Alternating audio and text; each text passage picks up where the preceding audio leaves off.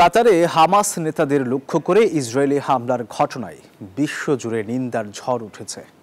নাখোশ Donald ট্রাম্পও, তবে বিষয়টি আগেই কাতারকে সতর্ক করা হয়েছিল বলে দাবি করেন তিনি। অবশ্য যুক্তরাষ্ট্রের দাবি প্রত্যাখ্যান করেছে কাতার। তাদের অভিযোগ, দোহায় হামলার ঘটনা বিশ্বাসঘাতকতার শামিল। আর ইসরায়েলি গণমাধ্যম বলছে এই হামলার সবুজ সংকেত দিয়েছেন ট্রাম্প। এদিকে হামলায় হামাসের হাইকমান্ড অক্ষত থাকলেও তাদের 5 সদস্য নিহত হয়েছেন। মঙ্গলবার কাতারের রাজধানী দোহায় হঠাৎ ইসরায়েলি হামলা। লক্ষ্যবস্তু ফিলিস্তিনের স্বাধীনতাকামী সংগঠন হামাসের শীর্ষ নেতৃবৃন্দ। এতে হামাসের হাইকমান্ড অক্ষত থাকলেও সংগঠনটির কয়েকজন সদস্য নিহত হয়েছেন, যার মধ্যে হামাসের নির্বাসিত গাজা প্রধান এবং শীর্ষ আলোচক খলিল আল হাইয়ার ছেলেও রয়েছেন।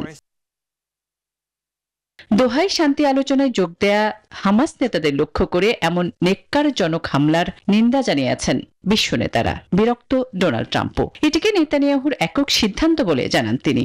সেই সঙ্গে হামলার আগে কাতারকে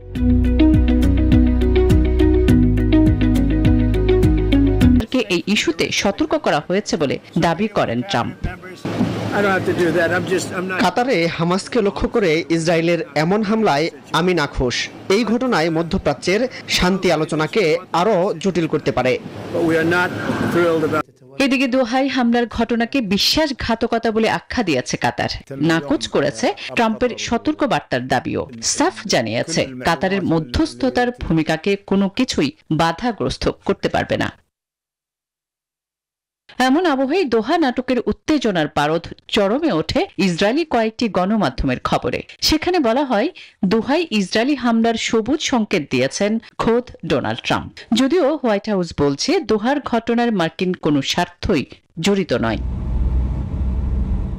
গাজায় ইসরায়েলি হামলা বন্ধের লক্ষ্যে যুক্তরাষ্ট্রের সমর্থনে যুদ্ধবিরতি আলোচনায় প্রধান মধ্যস্থতাকারী হিসেবে কাজ করে আসছে কাতার। আসমাতুলি, নিউজ 24।